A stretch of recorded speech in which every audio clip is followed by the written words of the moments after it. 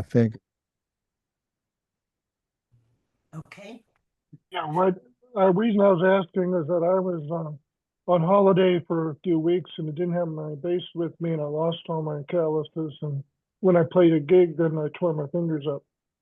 Well, I'm not sure that's a pretty. If you can make a less dramatic expression, tore your fingers. That's kind of that takes my head somewhere else. I know that what that image is. No, Well, uh, I developed okay, blisters and the blisters broke, if you will know. yeah, that's much more. That's much more practical. Let me tell you 4 minutes of facts. Playing the bass is physical in that the hand, the fingers are trying to protect themselves. And as a bass player, you are determined to play the bass. That means you're scraping these strings all night. You're scraping really hard or soft playing again, but you're scraping the surface off the strings. Your skin is telling you, be careful because the result of you playing so hard is that you're going to hurt the next sensitive layer of your skin. So we'll save this dummy by giving him an extra pair of skin called callus. And the more we play this way, develop this callus that protects the underside of the more sensitive layer of skin. Unfortunately, we keep playing. So we get it on and we keep playing. Ultimately, we're scraping it off because we still plan doing the same thing. Or we don't work for 6 months or 6 weeks, and that's that the hand no longer needs that physical protection, so you get a softer skin again. When you start playing again, the process starts all over. I've been watching this process as a participant in this process for over 75 years. My recommendation to you is get over it. There. T-shirt, new T-shirt. Yeah. Okay. Can anyone hear me? Yes, Daniel Segal? we can hear you. If you want Oh, to, you want yes. to. I asked two questions and I posted them twice, but I didn't get an answer yet. Well, I'm you got waiting. to give us some time. You have a lot of questions. If you want to Sure. raise your hand, I'll see you up on the screen, and How do you, I don't know how to do that. How do you raise your hand? um, Simone I'm just has. a bass player. Yeah, You I go think. to react. Yeah. There's a little heart at the bottom. I see. As Miss Arnold was telling you, do you see the heart at the bottom? The heart Yeah. at the bottom says react. If Raise you hand. if you click on that, it gives you a hand gesture, and that's the way Oh, you do it. all right. Thank you very much. Okay. You're very welcome. Tony Right. Marino, what's your question? Good. Hey, first off, Ron, good luck on the down readers poll. I just want you to know my wife and I voted for you. Thank you. Uh, yeah, so I have a Every question vote for counts. you. Yes. People, I get asked this question, and I like when people say, "Hey, who's your favorite musician?" or who. My question to you is right now, who have you been listening to? Because I know for me, it's changed over the years. I get into someone, listen to them a lot, and then I'll find somebody else. And so do you have anyone that you're currently listening to? Well, I'm listening to a specific group, uh, uh, the Chicago Symphony Orchestra, and they have a TV, a commercial, site, a track on YouTube where they're playing the Elgar piece by Edgar Elgar called Nimrod. I've been fascinated with the fact that there's not a whole lot of melody. The occasional cameraman picks up the basses at the right time, all six of them, seven of them, whatever the number is. The sound of the rating is ex, exquisite. That's a good word. So I'm listening to the Chicago Symphony Orchestra play Nimrod by Edvard Elgar so I can understand how he made that work in only 5 minutes. Okay, I'll have to check it out. Yeah, Please, that's just have, interesting. yeah, take a tissue because it brings tears to your eyes. It's written so well. That's great. Yeah, well, thanks for the recommendation. Good. Enjoy the music. Matt Courtney asks, how do you feel about artists sampling your bass lines to create their own grooves? Uh, I think they would owe me a share of the royalties, and until they start being honest about using it, I'm not happy with about that. I don't mind them. I don't mind the music. I know they had a lot of choices given the bass players who really play good, who play those available bass lines, and I'm always pleased that if all the choices they make, that they have to make, given all the bass lines that are available and given how much they have to listen to, that they pick me as one of the guys who sampled, who this bass line they were sampling. I'd appreciate if they told me that they sampled it and started down paying me what I'm due. Otherwise, I get offended. Yeah. Thank you very much, Maestro. You're welcome. Roberta Arnold. Hi. Hello. Hi, everyone. Hello, Mr. Carter. Yes, ma'am. Our children grew up together at the Bank Street School. Oh, my goodness. Well, we've never met or worked together. I'm the widow of Ronnie Cuber. Oh, my. Yes. And I was, I'm going through this whole royalty beneficiary situation with Stanford University, who want to make a permanent exhibition of all of Ronnie Cuber's career material. And it came to my mind when I saw that these lovely people were doing a Zoom with you. I would ask you, are you being paid mechanical royalties from all of the fantastic, historic Yes. recordings that you made that will live forever and probably should be put into the next space capsule? And I want to tell you, thank you so much for doing this. It's really beautiful to see you. Thank I you. hope the children are well. Thank you. I missed. This may be a question. Maestro, would you like me to put her in touch with you in another format? No, let me answer it quickly and let's keep Okay. this rolling. My sympathies and condolences on your loss. I knew him. I played a lot of records with him, and I would hear him playing gigs occasionally. He was a wonderful player. He made the saxophone do things that no one had done up to that point, and maintained a really high standard of being able to depend on him when you wrote the part. So my grief is partly shared with you. I think for the question, broadly speaking, we, the sad men recording on these records, always hope that the people who are responsible for this project are honest in their dealings, and we don't have to go around with a baseball bat to threaten them for the royalties for the last 400 records that sold, or 4,000 records, or whatever it was.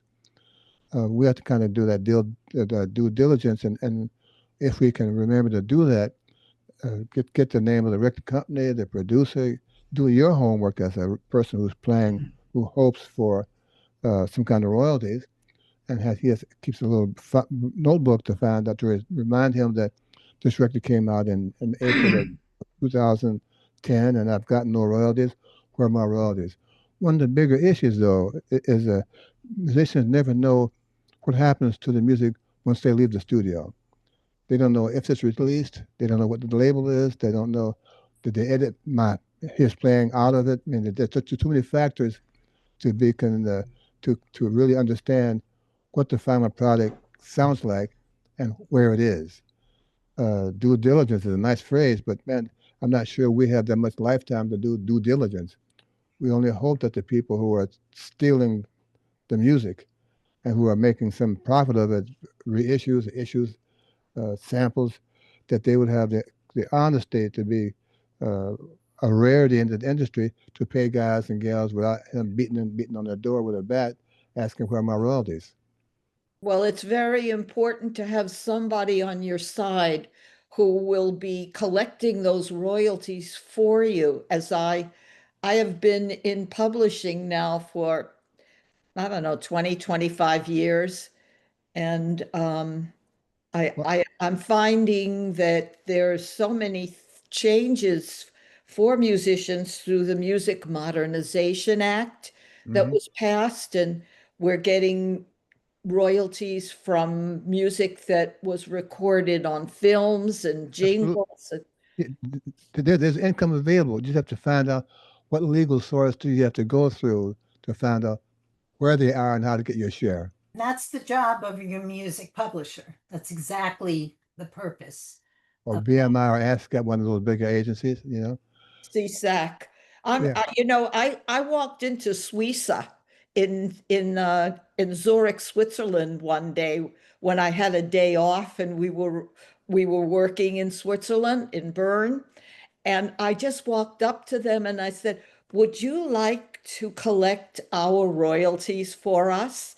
And they said, "Well, who are you?" I said, "Well," I gave them the name of, the composers that I've worked with and the titles, and they said, "Absolutely, absolutely." So Suiza is a very knowledgeable, friendly, kind, honest company. I really recommend that you get in touch with them if you need more information. Give me Thank a you. call. Thank you. Thank you. Thank you, Ronnie Barrage. I saw your note. Okay. Oh, Ronnie Barrage is here. Paul, Ronnie? Paul M.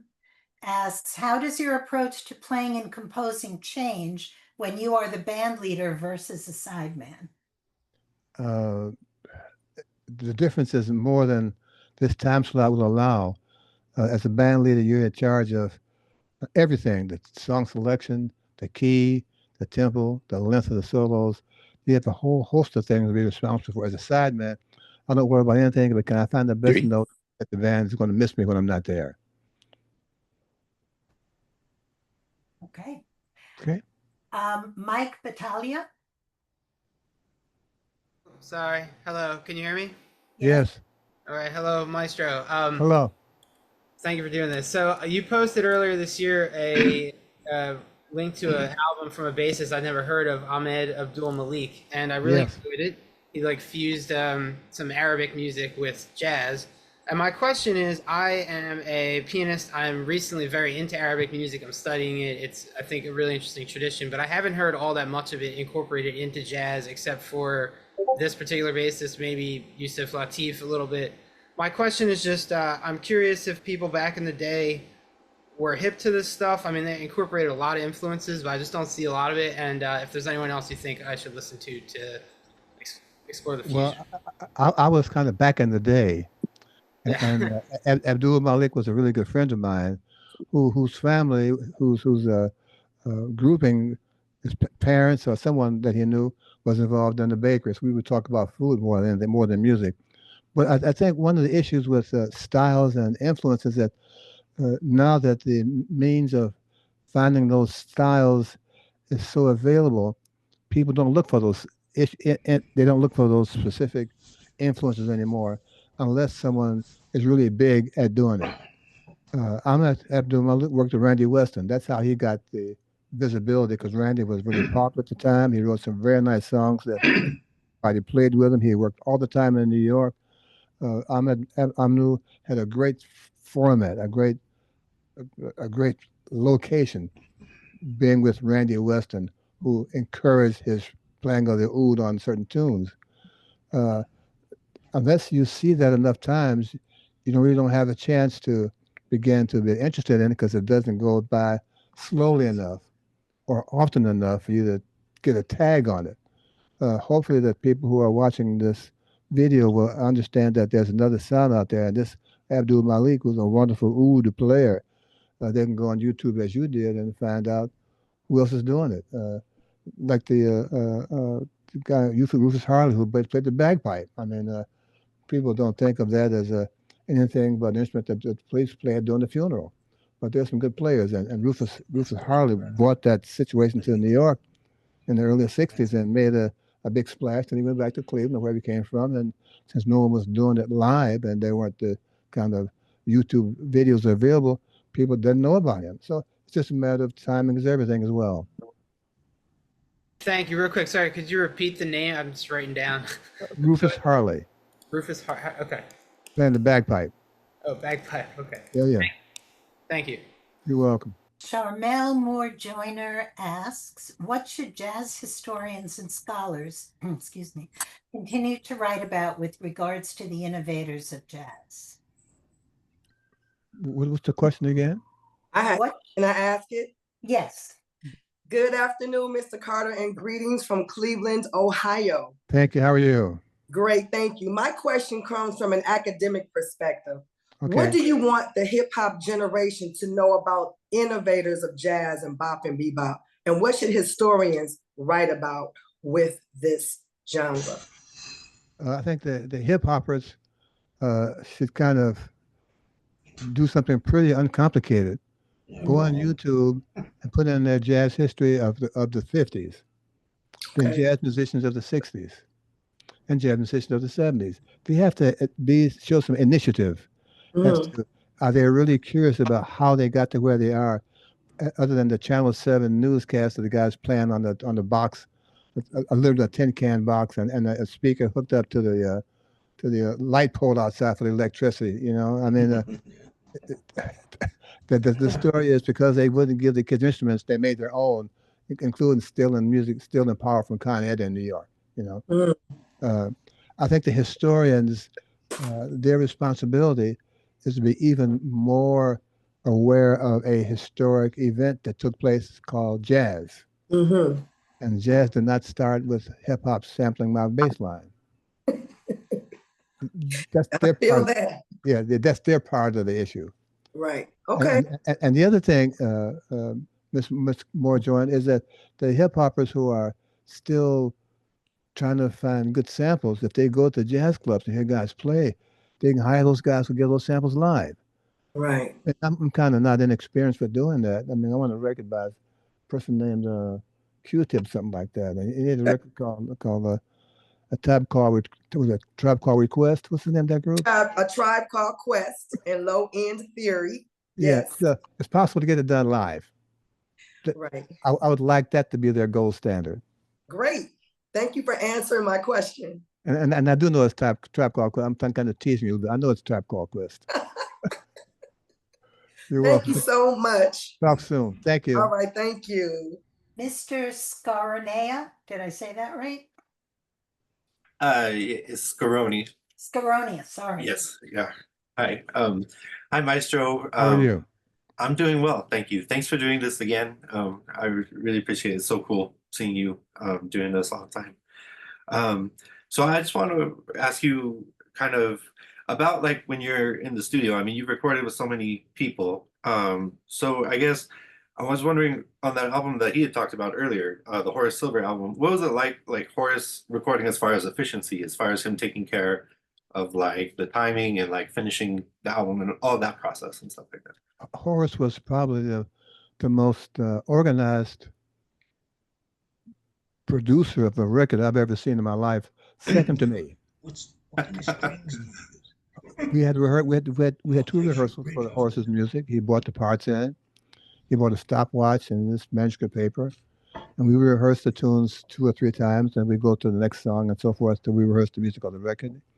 The second day of rehearsal, Horace came in with the same stopwatch and pad, and he had timed everything. So that at the second rehearsal, we knew that this song that he wrote, it was like this version was probably 6.5 minutes long. It was like 32 seconds per chorus. You had 2 horns, piano, bass, and drums. Who solos how long, how many choruses for this person. We take 4s for another 25, 30 seconds. We have a fade out, so the song starts to fade out at 6 minutes and 25 seconds. So we have quiet at 7 minutes. He was that thorough. Yeah. So when we got to the studio, the dates were so well programmed that all we had to do was worry about playing good because they knew what the order was. Yeah. Okay, that's really cool. So I'm from Denver, and so I know Javon Jackson a little bit. Yes. And he told me that he was in awe of your efficiency in the studio, and you just kind of mentioned that Horace was most organized, except for yourself. So what about your own process leading as far as efficiency in recording goes? Well, Horace didn't know me, but I think he's got the sixth sense to figure that what he got, the way he was doing it, was actually from me. But I'm okay with that kind of stuff. You know, if you go to my site, jazz.com, I have a plan. I'm often asked this question about how to put a group together for a record. If you go to my roncarterbassist.com, they will send you my 6 or 7 line process I use to produce a record. To the extent of the trumpet solo's got to be only 4 courses because it takes up 2 minutes. Taking the 8s or whatever it is. So I have that kind of thing that I'm asking you, that you're asking for, in a format that I give to my students who are making records for the first time. So if you can go on my site, whatever it is, roncarterjazz.com. Jazz.com, email, Yeah. do the contact us email, and we'll send Okay. it to you. And maybe we'll also include it in the next newsletter. If a lot of people are interested, we Oh, that would be great. include that again. Okay, thanks. Cool. Thank you so much, Maestro. You're welcome. Thanks. Jim Shearer says, for many years now, I've taught a regular college jazz appreciation class for large groups of non-music majors. Every semester, I show your performance of Blue Monk with Herbie Hancock at the Beethoven Society Thelonious Monk Tribute Concert that aired on PBS in the early 1990s. I point out that as old friends and musical colleagues of many years, you're both playing with a great deal of freedom, perhaps even messing with time intentionally to entertain one another. The big point I make is that while you both go far away from the basic beat, it's always still in the performance. So he's asking if you have any particular memories of that show, but also if you could just talk about how you guys did that. Okay, well, Penny, unbeknownst to you, you were frozen, so to speak, for Oh, the first part no. of. So I didn't hear enough of the Okay, I'll pre-question get question. to the kernel of it. Yeah. He saw a performance of Blue Monk with you and Herbie Hancock. Okay. It aired on PBS in the 1990s. Mm. You are both playing with a great deal of freedom, perhaps even messing with time intentionally to entertain one another. The big point I make is that while you both go far away from the basic beat, it's always still in the performance. Do you have any particular memories of that show, but also how do you do that? Okay, I don't remember. Excuse me. I remember doing some shows with Herbie. I don't remember the programming at all or the music. I kind of always shy away from the description of playing freely. I mean, we're not really playing free in terms of we are doing several things. We're acknowledging the form, we're acknowledging the changes, we're acknowledging the key.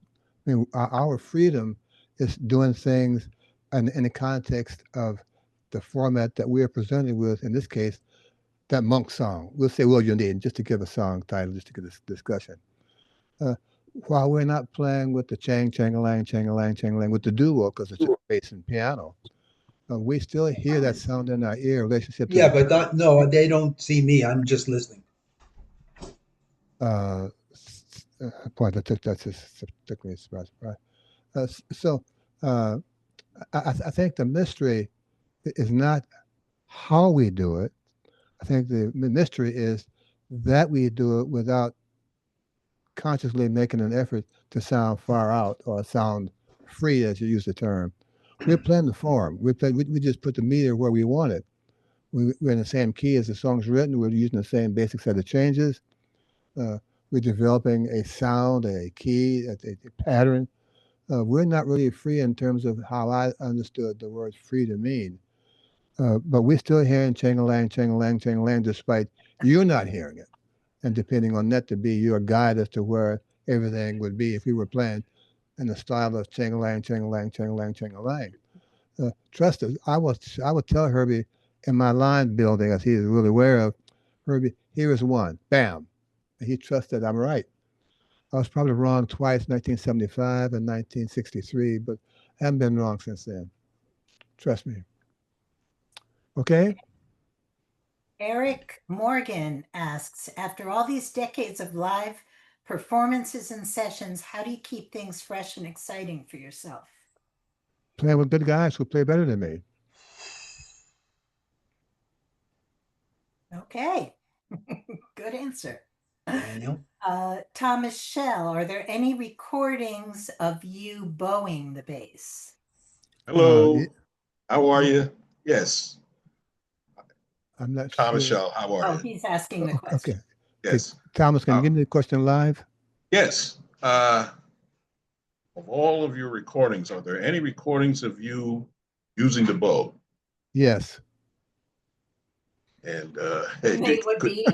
could you give me an album or two? Because I've only heard you plus the strings. Okay. Don Sleet called all members with Jimmy Heath. Jimmy Cobb, maybe Wynton Kelly. It's a really good record. Don Slade was a trumpet player called All Members.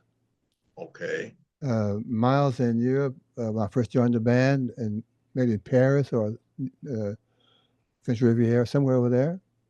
Okay. My record called Where on on the Blue Note 1963 or something like that, 1960 maybe. Okay. There are several others that I don't recall right now. But my question to you is, why does that interest you?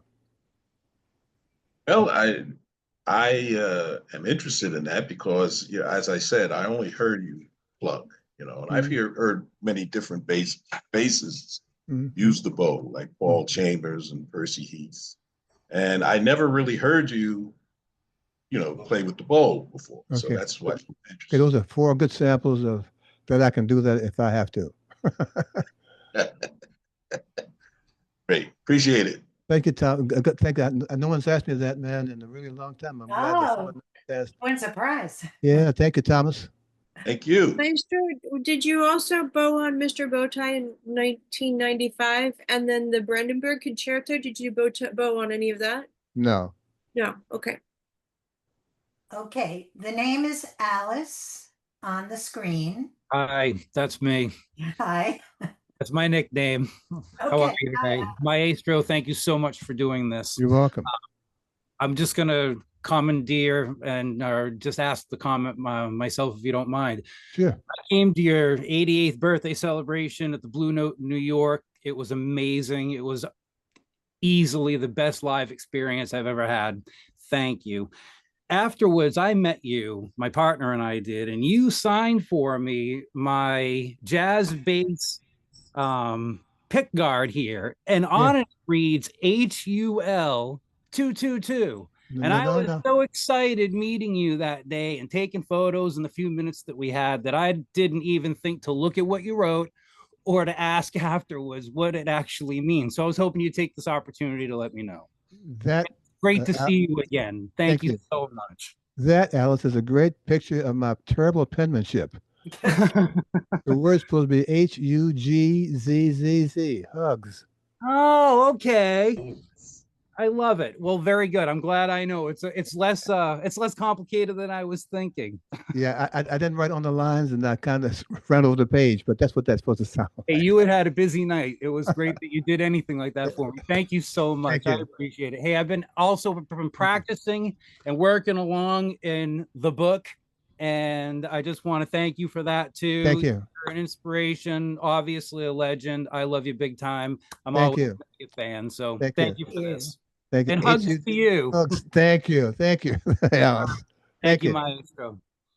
Okay, the username Schneiderdern1 asks, do you have any advice to pianists in terms of interacting with the rhythm section and soloists?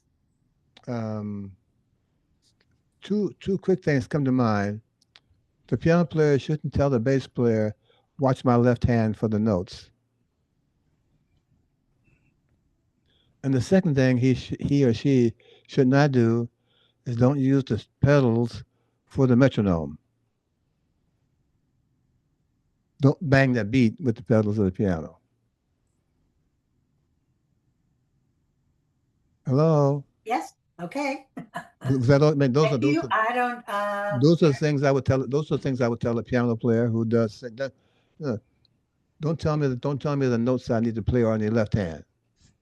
Got it. And secondly, don't use the pedals on the keys for the metronome when you beat the beat out. I don't need that.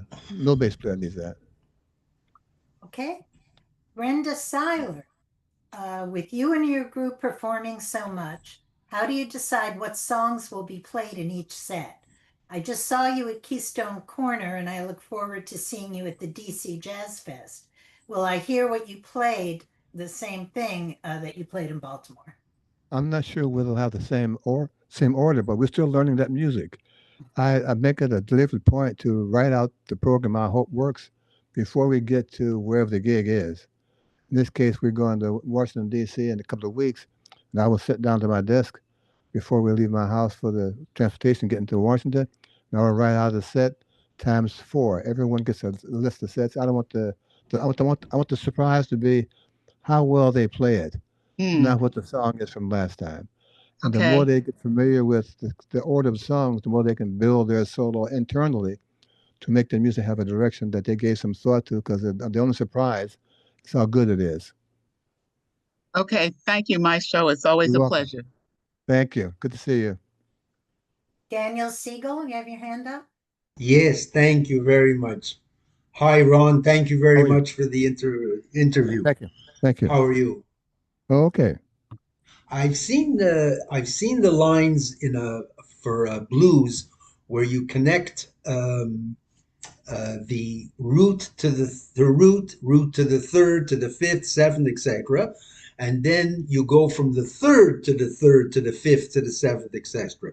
Would that cover all the chord tones possibilities? No. I'm not sure if you're referring to my book or just a concept that you think I use. No, your book. I saw it in your book where you're connecting the chord Okay. tones to each chord tone. Okay. Hold that thought. If you look carefully, the first when I'm playing a chord F7, when I see that F7, I don't think just FAC if you're coordinating. Look at my book on page 13 to 14. I'm thinking for each beat. Oh, $1,300. whoever that is. When I see an F sound, I'm thinking of F A bottom to top on half position, F A C F A. When I see a G chord, I'm thinking G minor chord, G, B flat, D, F, all in half position. $340. I have to find that person. If I mute everybody, it'll mute Maestro too. You're gonna have to mute everyone. Penny, Yeah, I'm it's Mark sorry. I'm gonna have to Worrell. mute everyone, and then you'll have to unmute yourself if you. Okay, so whoever was talking, unmute yourselves. Okay, I did. Thank you, Maestro. Thank you. Maestro, you have to unmute yourself, darling. Hang on a sec. There. Great, thank you. Okay. So again, I'm trying to explain to you my concept of that system. When I have them do this exercise, if you read the book carefully, there are some restrictions in this process even. One, you must learn how to resolve the seventh of any chord. Yes. Two, I want you only to do no double notes because that's kind of cheating.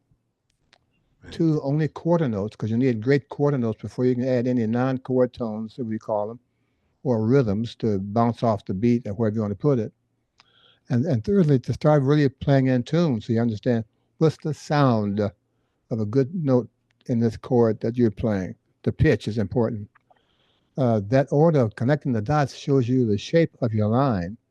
It shows you how many choices you have just with half position, just in quarter notes, just in no chord, only the chord tones and no beautiful notes are part of the chord. I think that if bass players really had a process, which they don't really have, as I understood in talking and listening to them, I think if they would just sit with this for a moment and try to conceive of how this connect the dots shows them how many choices they have, as limited as it deliberately is. Excuse me. I think they'd find a whole path or so of ways to make a line available to you and still maintain the sound of the chord and the facility on the instrument. And can you tell me also, please, just one last question. How would you incorporate non-chord tones in this exercise? You have to go to page 15 and get the answer. Thank you very much. Jim and Rosa Kane ask, I have an electric upright bass. Any tips on using arco or pizzicato? I could only afford a Stag EUB. I don't know the instrument you speak of, so I don't know what the what the possibilities are. Maybe if you send to my site a picture of the instrument or some details, I could have a better answer for you. But I don't know the instrument at all. And electric bass, I'm not sure. Electric upright, I don't know what that looks like or is, so I really can't answer it, not till I see the instrument and have a chance to tell you what I think based on my now. my then current view. Okay. Shira Moshe. Yeah, hi. First, hi, Master. It's a really great honor to be able to speak with you. And I've been listening to a lot of McCoy lately, specifically the albums Fly with the Wind and Inner Voices. And you had these beautiful, beautiful melodic lines which blended splendidly with everything. And it was really awesome just to hear how have everything like around. And I just wanted to ask if like when you get something like that and you go to a studio, do you like think about what are you going to play before you play it, or like are you in the process building those lines? On those Shira, on those kind of days, I never see the music until I get to the studio. By and large, I'm actually sight reading the songs, and depending on how comfortable the band leader is, whoever he or she is, in this case McCoy, trust my judgment, which is why I'm at the recording session. He will trust my interpretation of this song as I am sight reading it. Most of those takes with McCoy's are generally only 1 or 2 takes. That means what he's hearing is my first impression of how I can make his song do something because I'm trying to do it. My footnote to this story, if you don't mind me jumping for a minute, I've known McCoy for a very long time. And during our early days of recording, we were in the studio at Rudy Van Gelder's making a record, you know. And we took a break, and I said, McCoy, can I talk to you for a moment? And he got this look in his eyes, said, oh, no, what? So we go outside. I said, McCoy, you know how Steinway sound spells? He said, yeah, S-T-A. Yeah. I said, McCoy, don't play past the S. On the side of the piano. No, don't play past the S on the keyboard. Oh, right. Yeah, that's right. I'm trying to limit him playing in my register. And McCoy is known for really being heavy-handed down there, and that's part of his sound. I'm saying, great. But right now you're in my range and you're hitting it so forcefully, you're wiping out my choices. I'd appreciate it if you didn't play past the S. And until this passing day, that was all our common joke. Whenever you see me, hey, Ron, I'm not playing past the S tonight. Come by. The other question about line choices, that's just what I do. And I get lucky sometimes and come some nice ones, and others take a little more work. I miss him, by the way. Mm. Okay? Thank you very much. You're welcome. Christy R. Saw you at Birdland the other night and asks, is there really no story around the name of your composition, 81? It was Miles Davis named it. It was a dance at the time called 81. Whenever we recorded, that was one of the current street dances at the time, I guess you call it. They called it 81. So Miles said, did I mind him calling this song 81? I said, no, just give me the royalties. Yeah. Jay Ham says he teaches a jazz combo class in my high school. I'm trying to keep jazz alive and well for the next generation. Great. The most important things I can do with my students and community to promote jazz. What are the things you can do to help promote jazz in your community? And with the students, yes, to help keep it alive for the Okay. next generation. I think if you set up small ensembles, I don't know how many kids you have, or just set up small groups, quartet, trio, just to have the kids understanding how difficult it is to play together as strangers. How easy it is once you understand each person's input to the sound of this, we'll call it quartet for the moment, and how each member of the quartet is depending on their fellow members for their input to make this record, this music, this song feel good and be productive for the evening. I think one thing you can do is encourage the parents becoming involved in the process. Invite them to rehearsals. Invite them to concerts. Maybe help them be a part of the back line, like to set the stands up and move the chairs around, so they see what it takes to, in the business of putting on a concert, that their kids are so involved in doing with your help, that when the kids see the parents being involved in the process, not just sitting home and come when you get ready to get picked up, the kids have another inspiration, and the parents understand how important this music is to their kids. If you continue that kind of light-hearted insistence, you get some happening. In New York, the kids go to places to play. They make a place to play. They go to a local pizza joint and ask the guy, can they play music for a half hour during Saturdays or an hour for Saturdays? Or the local hotel lobby during the course of a Saturday afternoon. Can we put a trio in this room for about an hour from 2 to 3 on the downtime of your hotel restaurant business? They make it happen. Encourage the kids to look around and find out where else can I play outside of the school auditorium.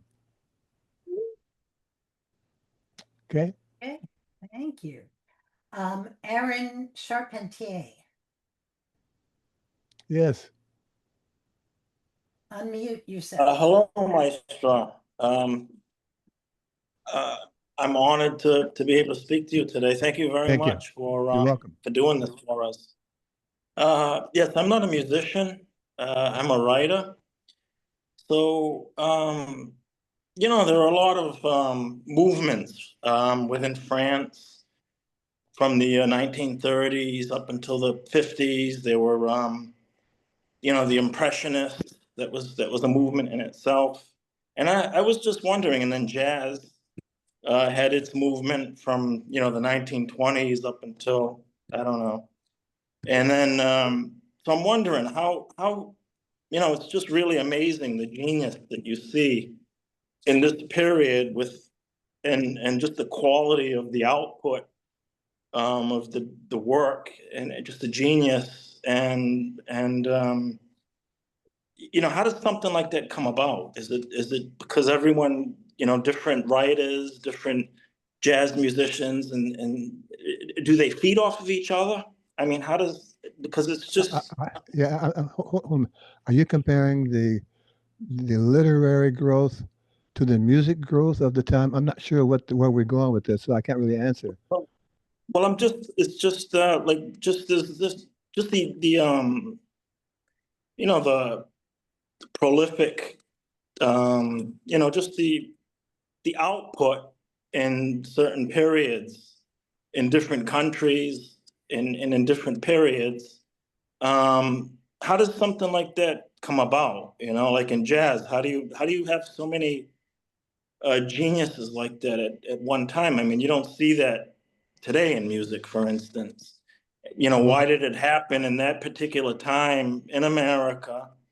And then, for instance, why does something like that happen in another country, say in writing, with intellectuals, philosophers, novelists?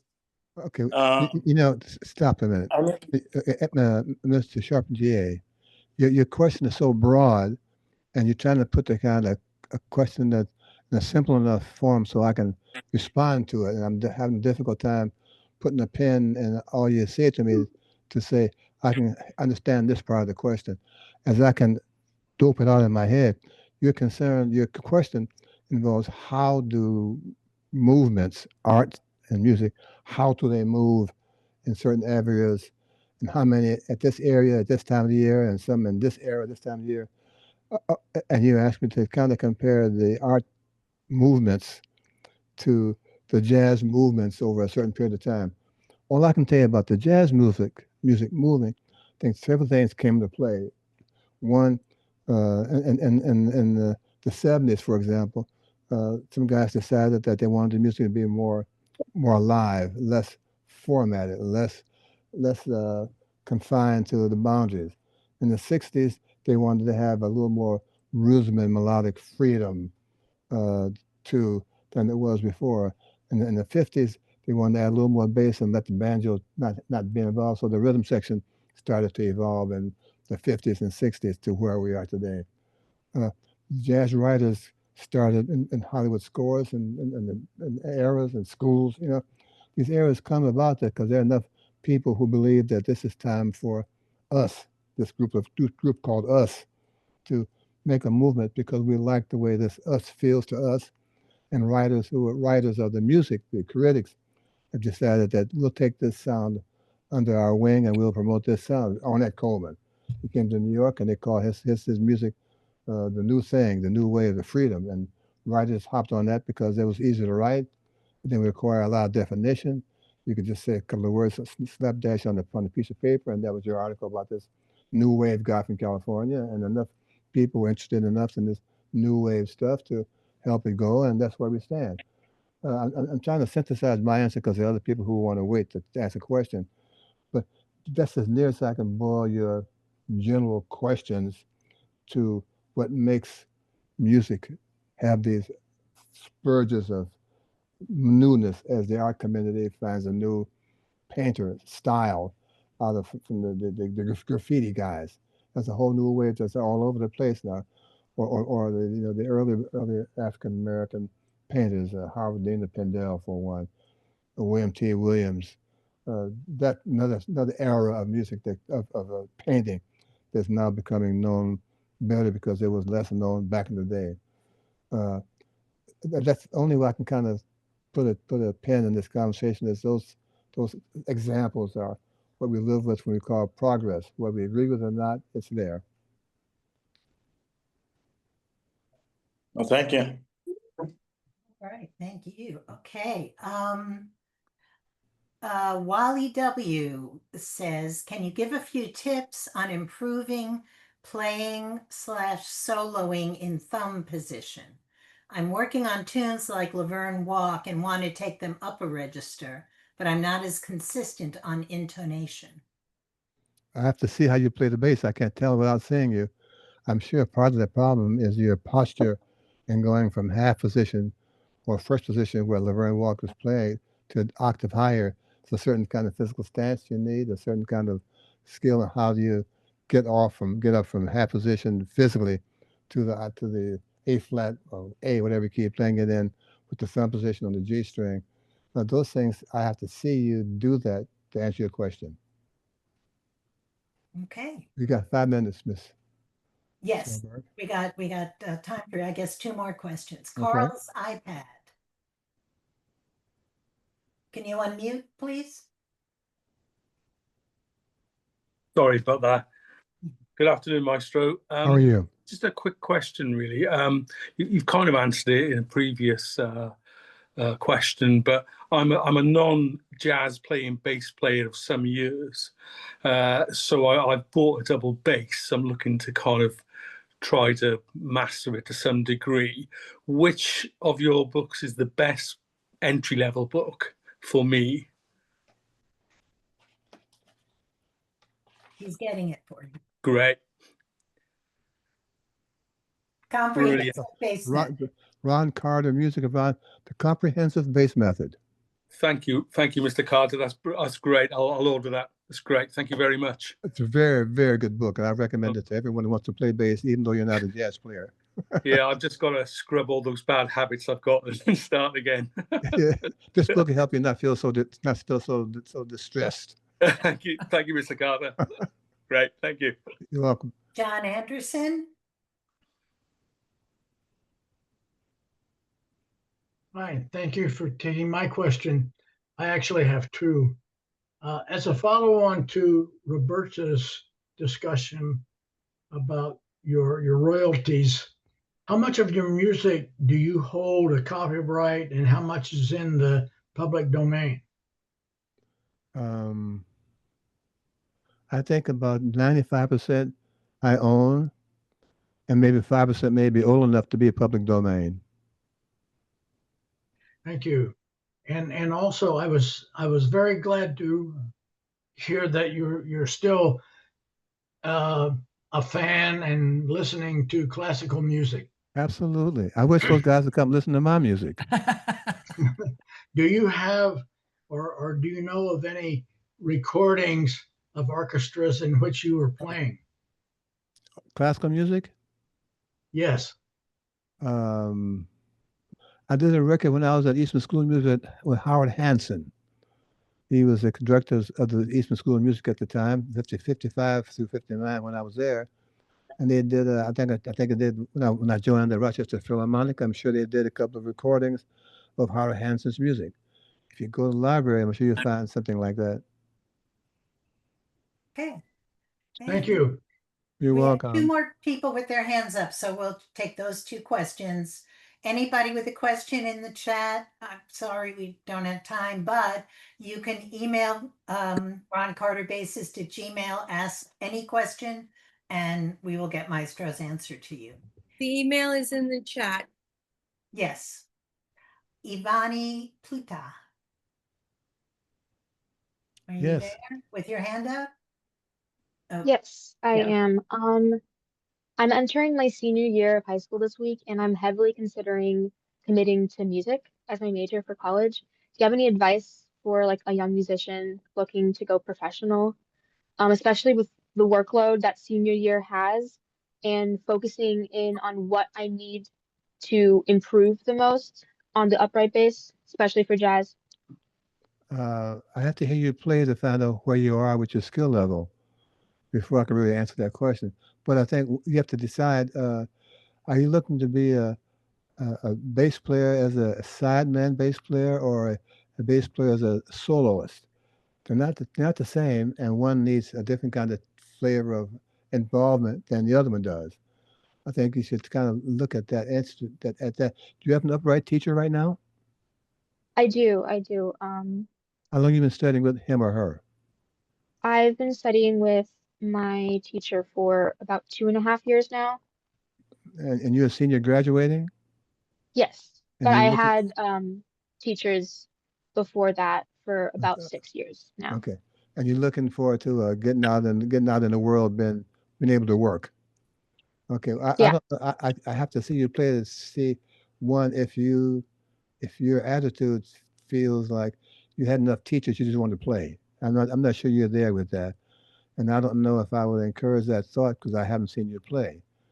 Uh, I'm as you may know, I'm going on 89, you know. yeah, And I'm going very slowly, by the way. I got about a quarter note and a dotted half note left to get there. I'm still taking lessons. You understand what I'm saying? Every night I go to yeah. work, I get a lesson. And when I came to New York out of school, I took more lessons from teachers. I wanted to find out how they felt about the bass, how they felt about my level of skill, how they felt that what could I do to get better at what I'm doing as teachers. I wasn't looking for the band members to help me out. I was hard headed. I want to get better on my own. I want to find out what does this bass do? What can I do with this bass? You know, and after a while, I figured there are a couple things I could do due to my personal drive, my personal not wanting to feel like I was the last guy in line with skill level. You know, I studied harmony and theory. I was aware with it. Are you a harmony theory? Do you study harmony? Do you study theory? Do you read? Do you write? I mean, when you say play the bass, that's a lot of things to do looking to get to the world and work. I'm not sure that you've thought past being so glad you're through with college. What does that really mean? What are you walking into? In New York, there are a lot of good players in New York who do all those things. They write, they read, they have decent bowl skills, they understand what a sideman's rule is. They're willing to go out and network and hang out late at night to get seen, to get jam, to make jam sessions. That's what the world of being a working bass player calls for you to do in New York. I don't know where you're living. I don't know what the jazz scene is like. I don't know if you got to make a jazz scene. I don't know. I'm in Illinois right now, but I just went to New York for 2 weeks for a jazz camp. So that kind of opened up my mind about like what the possibilities were. I've worked with David Wong for a little bit, Hmm. who I know you've taught before, and I kind of just thought more about where I am with my knowledge of like music theory and my experience having played with other musicians, because there's not a lot of space to do that where I'm from. There aren't that many opportunities to play and get to play with others and grow in that way. So I feel like learning from teachers, like mentors for the bass specifically, is what I'm hearing would be a good goal to like help me grow more in general, like looking for like bass teachers. Okay, I have two suggestions for you. How much piano do you play? I played for about 7 years, but I don't actively practice, but I still play around for like chords and stuff Yeah, for jazz. I can yeah, still. I asked that question to find out if you know chord voicings and if you go to piano and just feel through a couple of voices for a ballad you want to hear, you want to play, if you have that kind of skill level. And I ask you that because I think bass players don't see the keyboard in their mind, and they don't see what choices they have to play the notes and the chords because they can't see them physically. You know, Yeah. you want to consider not putting the piano so far back in your things to do to get better because that's a good way to understand the sound. You know, one of the things that's amazing to me, and I forgot your name, young lady, but when I played the third, Ivani, Yeah. yeah, one thing amazing when I play the third on the downbeat and don't play the root, guys say, "Man, what is that note?" And I thought it's a third, you big dummy. You know, come on. But I understand what that does. I've played enough roots to understand the value of not doing the roots. I've been doing this for a long time. You know, so Yeah. I want you to have. I'm encouraging you to get that kind of thirst in making your lines sound like you think they can sound. To do that, you got to make some mistakes. You got to get people to give you a strange look. They're going to say to you, "Do you really mean that?" Say, "Yes, I mean it. That's why I played it twice." You know, stuff.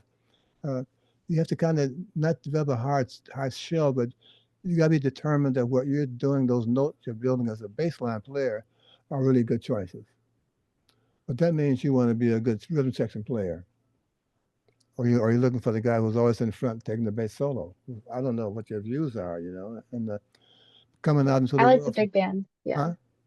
I like a big band. Probably my favorite setting Really? more than anything. Well, are you willing to carry 16 guys on your back all night, again and again and again? That's your role. That's a lot of weight. I'm working with a big band in New York, August 22, and I'm doing a big band for a whole week in October. You want to see how that can work? You try to get to New York one of those times and just see how I play with a big band. I tell those guys I have a 16-piece quartet, and I mean it. Hope that helps. Okay, thank you. Yeah, absolutely. Thank you. You're welcome. Last question, Mr. Stabi. Yes, you're muted. There you go. Dear Maestro, how are you? Good. How are you today? How's your madam? We're well. We're well.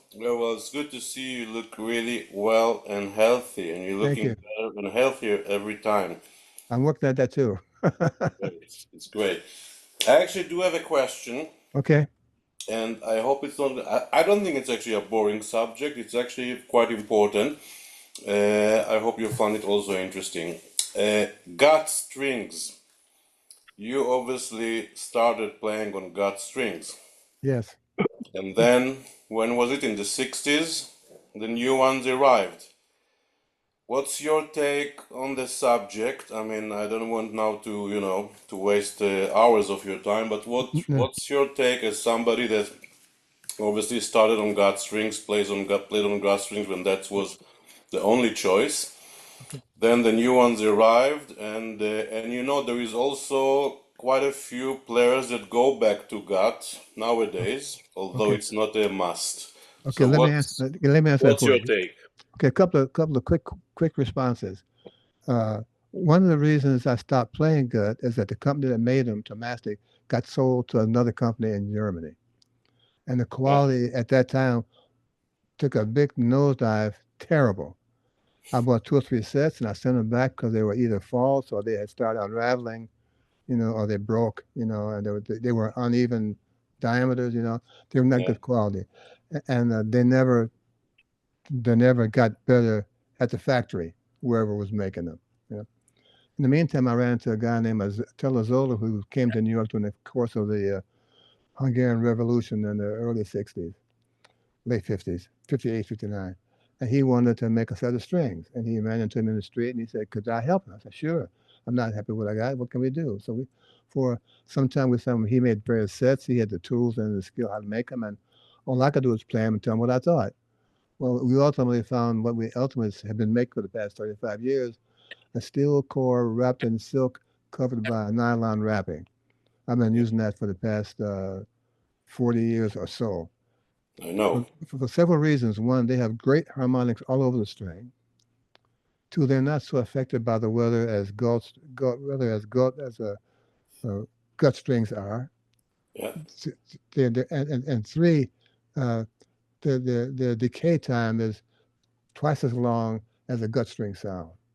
Absolutely. Those are why I still use them. And I'm curious as to what's out there. I tried, my students have bringing different sets they play on their bass, and I try them just for a couple of tunes, a couple of hours, a couple of minutes to see if this new hybrid string, Yeah. what does it do that it didn't do 40 years ago when it was pure gut, you know?